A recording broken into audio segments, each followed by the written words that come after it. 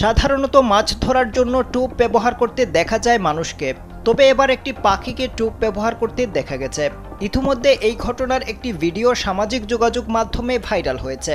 ভিডিওতে দেখা যায় একটি পুকুরের ধারে বসে আছে একটি পাখি, তার মুখে একটি পাউরুটির টুকরো। কিছুক্ষণ এদিক ওদিক দেখে পাউরুটির টুকরোটি পানিতে ফেলে সে।